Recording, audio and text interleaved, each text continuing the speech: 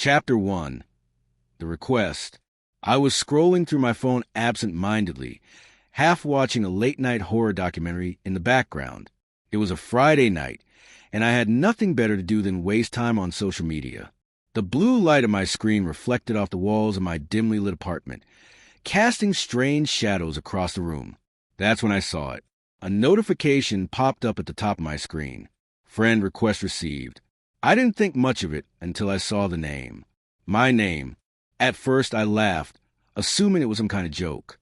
Maybe a bot account, or a scammer, using my name and profile picture to trick people. But as I clicked on the profile, a cold sensation ran down my spine. The account was an exact replica of mine. The same profile picture, a candid shot of me at a friend's wedding. The same bio. Even my most recent posts and updates were there. Everything was identical. I frowned, my fingers hesitating over the screen. Was this some sort of glitch? I opened the messaging app and typed out a quick message. Nice try. Who are you? I hit send, expecting an error or some automated response. But the message was read instantly. 3 dots appeared. The other person was typing. Then a single message appeared. You know who I am. My stomach dropped. I stared at the screen, my heartbeat pounding in my ears. This was getting weird, really weird. Before I could respond, another message appeared. Let me in. I shivered. My hands felt clammy as I set the phone down on the coffee table. The words made no sense, but they unsettled me in a way I couldn't explain. A knock at my door made me jump. I stared at the door, my breath catching in my throat. It was late, too late for visitors. My apartment was on the 4th floor of an old building, and I wasn't expecting anyone. Another knock, louder this time. My phone vibrated on the table. I picked it up with shaking hands. A new message. I'm outside. I didn't move. I didn't breathe. Slowly, I turned my head toward the door. My heartbeat was deafening now, every beat hammering against my ribs. Whoever, or whatever, was on the other side, knew my name, knew my face, and somehow had my phone number. Another knock, more urgent. Then silence. My phone screen flickered. Connection lost. The Wi-Fi icon disappeared. I was completely alone. Or at least, I thought I was. Chapter 2. The Reflection. The silence in my apartment felt thick, suffocating. I kept staring at the door, waiting, dreading the next knock. But it never came. Instead, my phone vibrated again. A video call request. From me. My hands trembled as I stared at the screen. My own face looked back at me, frozen in the tiny preview window. My heart pounded against my ribs. My mind screamed at me to ignore it, to throw the phone across the room and pretend this wasn't happening. But my fingers moved on their own. I answered. For a moment, the screen was pitch black. Then, slowly, an image faded in. A room. My room. I recognized it instantly. The same posters on the wall, the same books scattered on my desk. But something was wrong. The lighting was dim, the air thick with an eerie stillness. And then I saw him. A man sat on my bed. His posture was eerily still, his hands resting in his lap. His head was slightly tilted, as if listening for something. My stomach clenched. Because that man was me. Not just someone who looked like me. It was me. Same hair, same clothes, same face. He lifted his head, and our eyes met through the screen. I gasped. His eyes weren't normal. They were hollow, black like an abyss, as if someone had scooped out the irises and left only a void behind. He smiled. A slow, unnatural smile that spread across his face like a crack in glass. Then, in a voice that was mine but distorted, warped, and too deep, he spoke. Let me in. The call ended. The screen went black. And then, my bedroom door creaked open. Chapter 3. The Open Door. I froze. The door of my bedroom, which had been firmly shut, was now slightly ajar. A sliver of darkness seeped into the room like ink spilling across paper. I could feel it. Something was there. The air thickened, pressing against my chest, making it hard to breathe. My fingers clenched around my phone, as if it were some kind of lifeline, but the screen was dark now. No more calls. No more messages. Just silence. I had to move. Slowly, I got up from the couch, my legs shaky beneath me. The wooden floor creaked under my weight, the sound deafening in the quiet room. My heartbeat roared in my ears as I took hesitant steps toward the door. My mind screamed at me to run, to get out of the apartment, to leave this nightmare behind. But my body moved forward. I had to know. I reached out and placed my fingertips against the door, nudging it open just a little more. The darkness inside my bedroom felt unnatural, like a living thing, shifting and breathing. My eyes darted around, scanning every corner. The bed was untouched. The window was closed. The closet door was shut. No one was there, and yet I could still feel it. That presence, like someone watching me from just beyond my line of sight. Then a whisper, not in my ear, not from the room, from my phone. I glanced down. The screen was on again, but instead of a call or a message, there was a video playing. A grainy, static-filled recording of my own apartment. The timestamp read live. I swallowed hard and lifted the phone closer, my breath catching in my throat as I watched. The camera was pointed at me, but I wasn't holding it. The footage showed me standing in the doorway of my bedroom, staring at my phone, exactly as I was now. Then the angle of the camera shifted slightly. Someone was holding the phone. Someone behind me. A cold breath skated down the back of my neck. I turned around, and the screen cut to black. A single message appeared. Let me in. I dropped the phone. The lights flickered. And then, from inside my bedroom, the closet door creaked open. Chapter 4. The Thing in the Closet. The closet door inched open with a slow, deliberate creak. I was frozen. Every rational part of me screamed to move, to run, to leave this apartment and never return. But my body refused to obey. My breath hitched in my throat as I stared into the gaping darkness of the closet, my mind racing through every possible explanation. I wanted to believe it was just my imagination, that the stress, the exhaustion, and the bizarre events of the night had finally taken their toll on me. But then I saw it. A shadow shifted inside the closet. Not the kind of shadow cast by an object. This one moved, and it was watching me. The dim glow of my bedside lamp barely illuminated the shape inside, but I could make out the vague outline of a person, a figure standing perfectly still. It was tall, too tall, and it was facing me. I swallowed hard, willing myself to move, but my legs felt like lead. The air in the room thickened, pressing down on me like an invisible force. And then it stepped forward. A single, slow step out of the closet, and another. My stomach twisted into knots. I couldn't see its face, but I knew it could see mine. My phone buzzed violently on the floor, the vibration loud in the silence. I flinched, my eyes darting down for just a fraction of a second, and when I looked back up, the figure was gone. The closet was empty. The room was silent, but the air felt charged, as if something else had entered the space with me.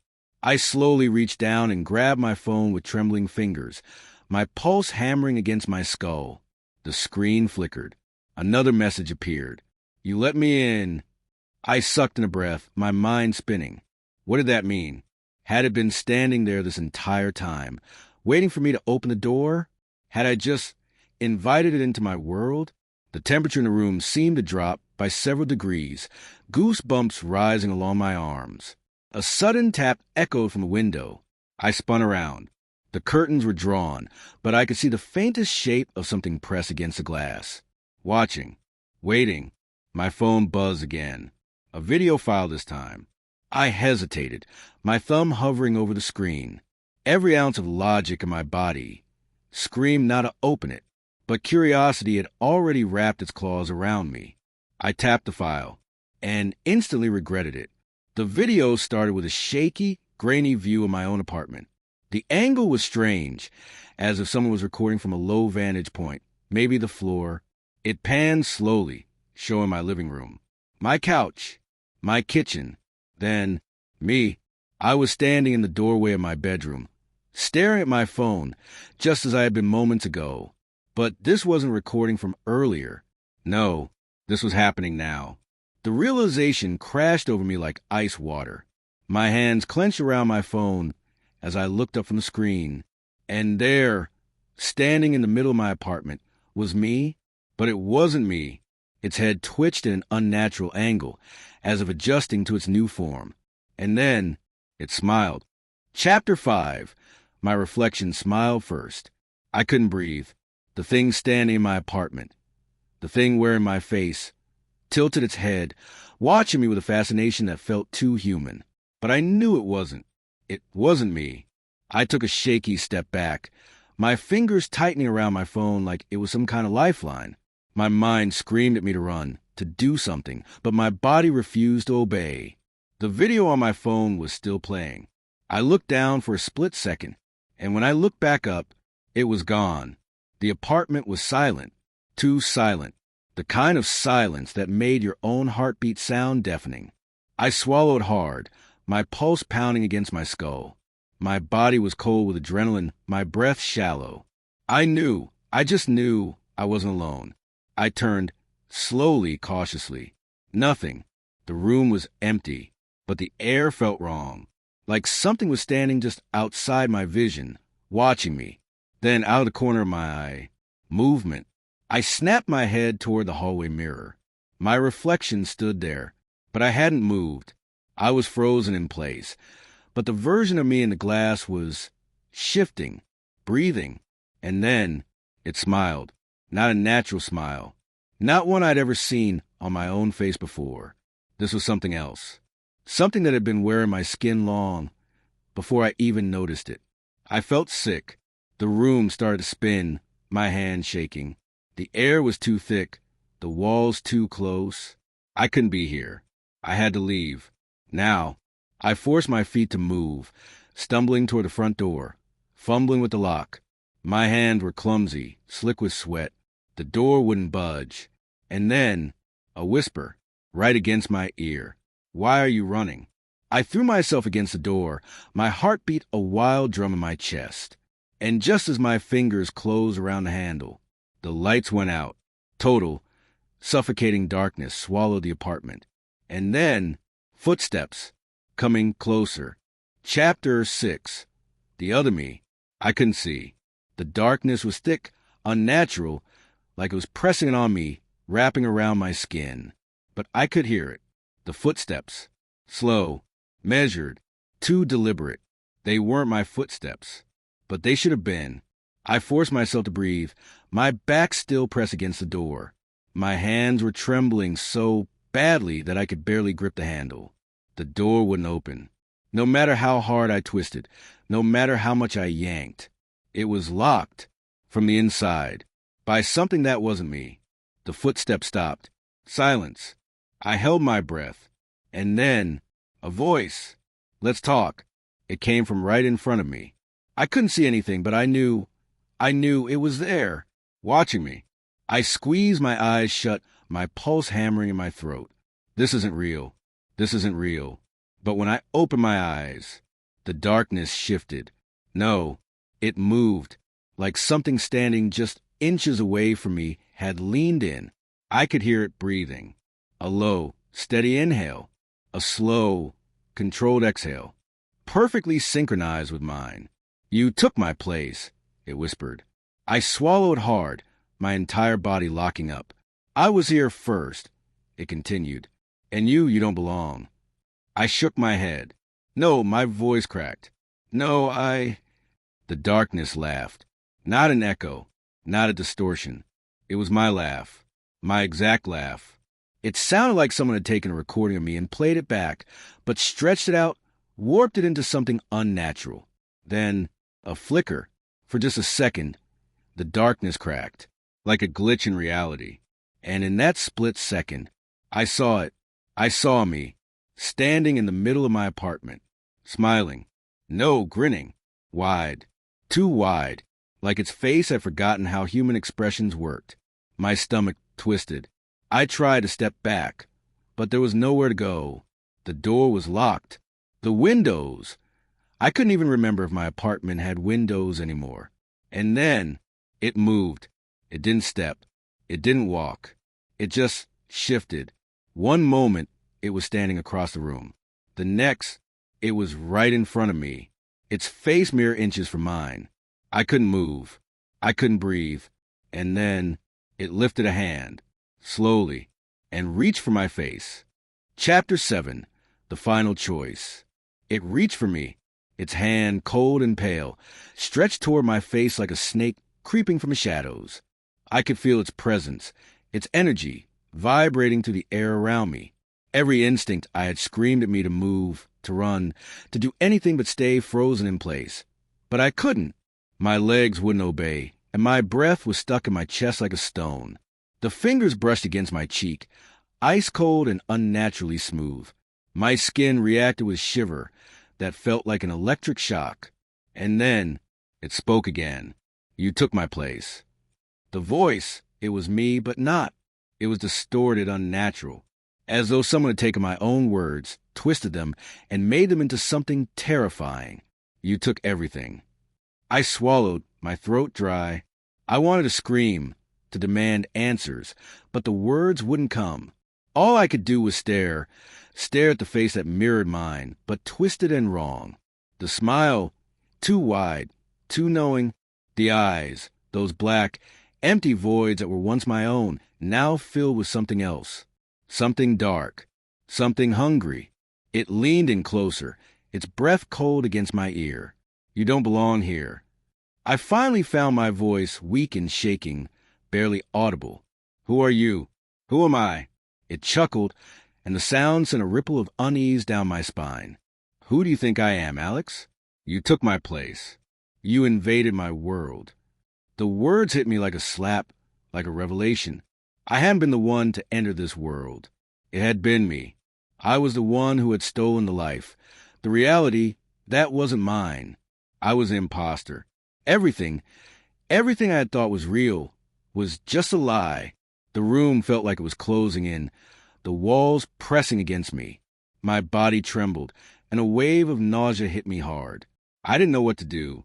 I didn't know how to fix this. You're a parasite, it said, as if reading my mind. You belong in the darkness, but you'll never leave it. Not now. I staggered back, eyes darting around the room, but there was nowhere to go, nowhere to hide. The world had shrunk to this one moment, this one horrifying reality. And then the door creaked. I whipped my head toward it, the door that had been locked, the door I had tried to escape through before. It was slowly, agonizingly slowly, opening. I didn't know what was on the other side, but I knew this was my chance. Without thinking, I ran. I didn't look back. I couldn't. My legs were moving on instinct now, fueled by the one thing I had left, the desperate need to survive. The door opened wider with each step I took. The dark figure, I could still feel behind me, watching, waiting, but I didn't dare slow down. I didn't care. I had to leave. And then I was out of the apartment, out into the unknown. For a moment, everything went silent. I stood in a hallway that was too familiar and yet completely alien. The walls were the same, the floor beneath me the same, but everything, every detail, was just off. I was no longer in my world. I was somewhere else entirely. I could feel it in my bones, the gnawing unease crawling under my skin. This place, the place I had entered when I stepped through the door, it wasn't my reality anymore. The question echoed in my mind, the question I couldn't answer. Had I ever been in my world at all? I turned and saw the door I had just come through. It was closed now, but the thing behind it, it wasn't gone. I could feel it. I could sense it, lurking just beyond the threshold. The other me. And now, there was no escape. There was no way back. I was trapped in a world that wasn't mine, facing a version of myself that would never let me leave. It wasn't over.